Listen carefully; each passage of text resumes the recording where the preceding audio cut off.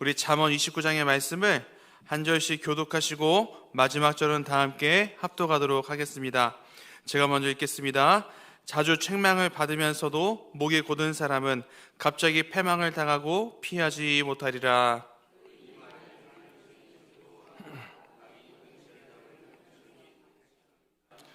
지혜를 사모하는 자는 아비를 즐겁게 하도 창기와 사귀는 자는 재물을 잃느니라.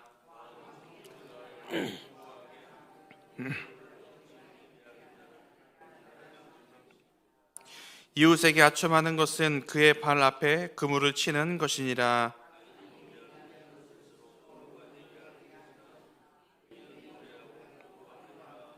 의인은 가난한 자의 사정을 알아 주나 악인은 알아줄 지식이 없느니라.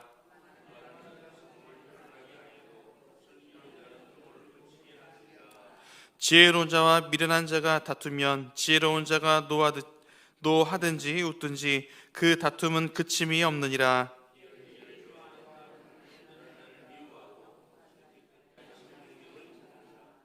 어리석은 자는 자기의 노를 다 드러내어도 지혜로운 자는 그것을 억제하느니라.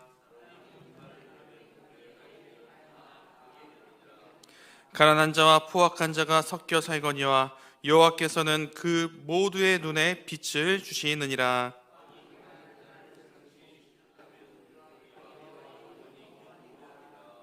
채찍과 꾸지람이 지혜를 주거늘 의미로 행하게 버려둔 자식은 어미를 욕되게 하느니라.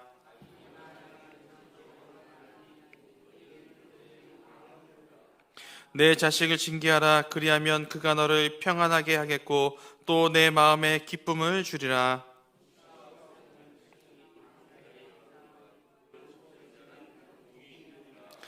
종은 말로만 하면 고치지 아니하나니 이는 그가 알고도 따르지 아니함이니라.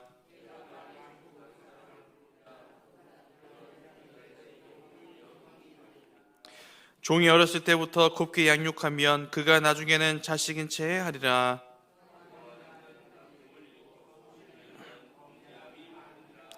사람이 교만하면 낮아지게 되겠고 마음이 겸손하면 영예를 얻으리라.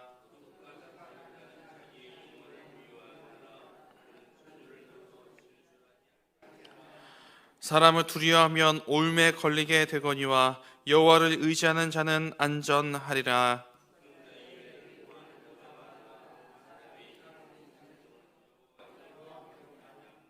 다 함께 합독하겠습니다. 불의한 자는 의인에게 미움을 받고 바르게 행하는 자는 악인에게 미움을 받느니라.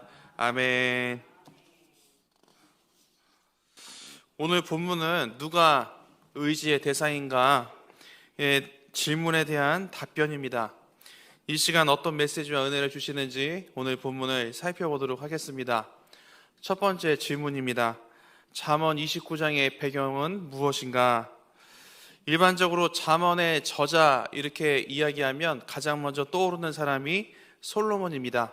그렇죠? 잠언 1장 1절에서도 잠언의 저자가 솔로몬이다라고 말하고 있기 때문입니다. 그런데 오늘 본문을 조금 더 정확하게 해석을 하려면 이 29장에 기록된 배경에 대해서 잠깐 알아야 됩니다. 성경학자들은 잠언 25장서부터 29장을 한 권의 책으로 보고 있습니다. 이 한 권의 책을 이렇게 부르는데요. 솔로몬의 제2잠언 이렇게 부릅니다. 왜 이렇게 부르는지 잠언 25장 1절 우리 지난 시간에 살펴봤었죠. 잠언 25장 1절을 제가 읽어드리겠습니다. 이것도 솔로몬의 잠언이요 유다 왕 히스기야의 신하들이 편집한 것이니라. 아멘.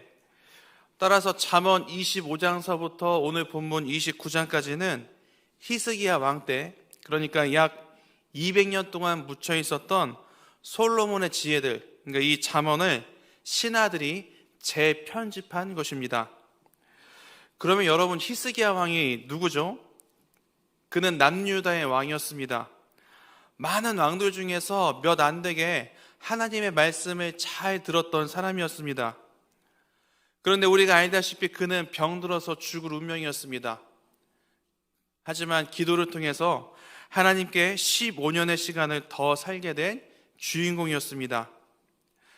여기까지 보면 이 히스기야 왕이 굉장히 행복한 삶을 살았던 것으로 보입니다. 그런데 히스기야 왕 때 남유다는 지금 너무나 위험한 시기를 보내고 있었습니다. 왜냐하면 그 당시에 초강대국이었었던 아수르가 수시로 침공했었고 이미 BC 722년에 북이스라엘이 멸망을 당했기 때문입니다. 아직 남아있는 남유다도요, 아마 엄청난 위기감을 느꼈을 것입니다. 즉 남유다는 누군가에게 도움을 요청하거나 의지할 대상이 없었습니다. 그때 히스기야 왕이 이 어려운 시기를 극복하기 위해서 신하들에게 가장 지혜로운 왕으로 평가받았던 솔로몬 왕이 기록한 말씀을 찾아서 정리하게 된 것입니다. 이 말씀을 재편집하면서 이렇게 어려운 상황에서 우리가 과연 누구를 의지해야 되는가, 그리고 또한 지혜로운 자의 길은 과연 무엇일까, 이런 부분에 대해서 많은 고민과 생각이 있었을 것입니다. 결국 신하들은 이 기록된 말씀을 재편집하면서 지혜 있는 자는 하나님을 의지하는 자라는 것을 깨닫게 된 것입니다. 그러므로 잠언 29장은 국가적 어려움을 맞이한 히스기야 왕이 신하들과 솔로몬의 말씀을 재편집한 배경을 갖고 있습니다. 자, 두 번째 질문입니다. 그러면 히스기야 왕과 신하들이 깨달은 것은 무엇인가? 오늘 본문 1절을 다시 한번 읽어보겠습니다. 1절입니다.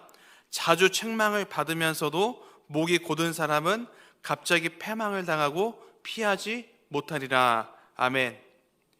여기서 목이 곧은 사람은요, 하나님을 의지하지 않는 사람을 이야기하는 겁니다. 여러분, 하나님을 의지하지 않는 사람들의 특징이 무엇이죠? 하나님을 의지하지 않고요, 사람을 의지합니다. 결국 자신의 주장과 고집대로 살아가는 그런 사람들을 말하고 있는 겁니다. 여러분, 그런 사람들의 결말이 뭐라고 이야기합니까? 패망을 당하게 될 것이고 그 패망을 피하지 못할 것이다 라고 지금 분명히 이야기하고 있습니다. 특히 오늘 본문 2절부터 7절을 보시면 왕이 꼭 기억해야 할 것에 대해서 이야기하고 있습니다. 많은 내용들이 있지만 이 부분만 살펴보겠습니다. 그 중에 5절만 제가 읽어드리겠습니다. 5절. 이웃에게 아첨하는 것은 그의 발 앞에 그물을 치는 것이니라. 아멘. 5, 6, 7절을 간단히 요약하면 이런 내용들이 담겨져 있습니다. 하나님을 의지하는 왕은 백성들을 행복하게 만든다. 그리고 하나님을 의지하는 왕은 그의 나라를 견고하게 만들어 주실 것이다. 그리고 마지막으로 이웃 나라에게 무엇을 하지 말라? 아첨하지 말아라. 여러분, 솔로몬은요, 하나님께 부귀와 영화 대신에 지혜를 구했습니다. 그 주님이 주신 지혜로 나라를 견고하게 세우는 방법이 무엇인가를 알았고요, 그렇게 삶으로 살아냈습니다.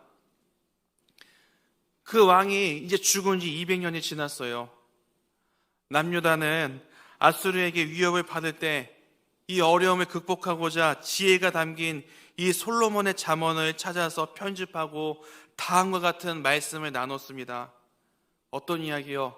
어떤 일이 있어도 우리가 하나님을 의지하자. 여러분, 특히 5절을 보시기 바랍니다.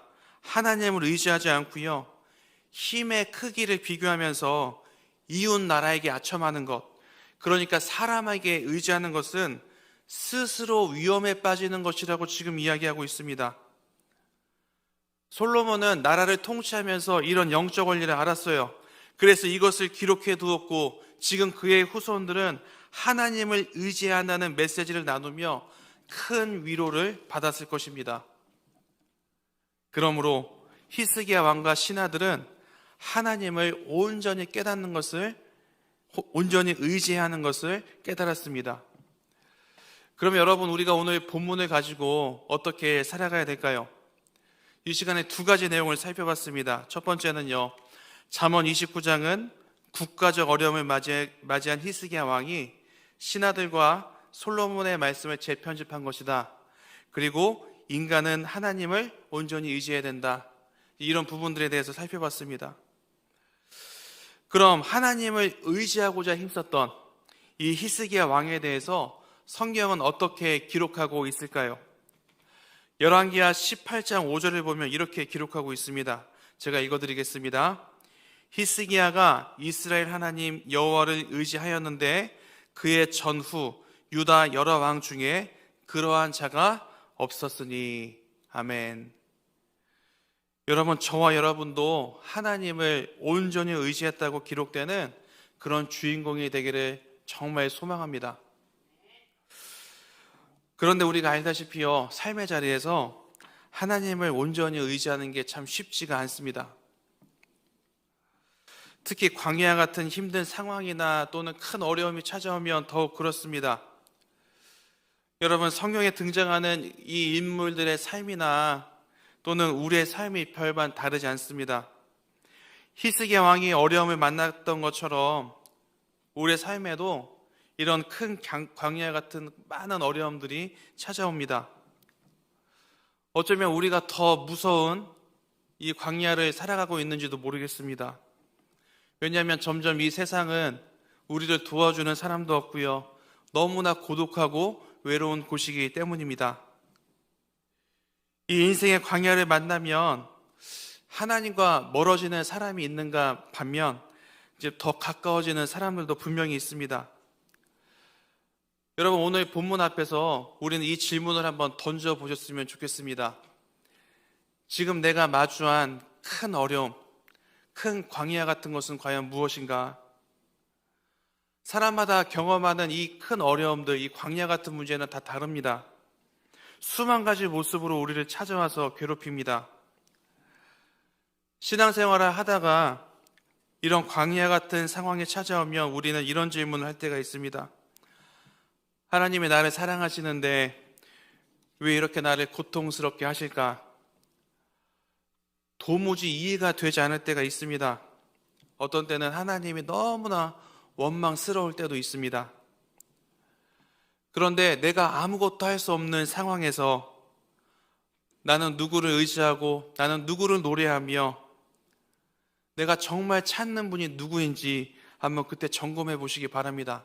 왜냐하면 그때 우리의 신앙이 고스란히 드러나기 때문입니다. 여러분, 우리의 든든한 보호자는 오늘 성경에서 이야기합니다. 여호와 하나님이십니다. 그분만이 완전한 우리의 피난처가 되십니다.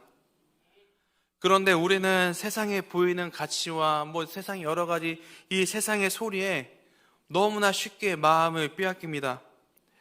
오늘 본문이 말하는 것처럼 목이 곧은 사람처럼 살아갈 때가 너무나 많이 있습니다.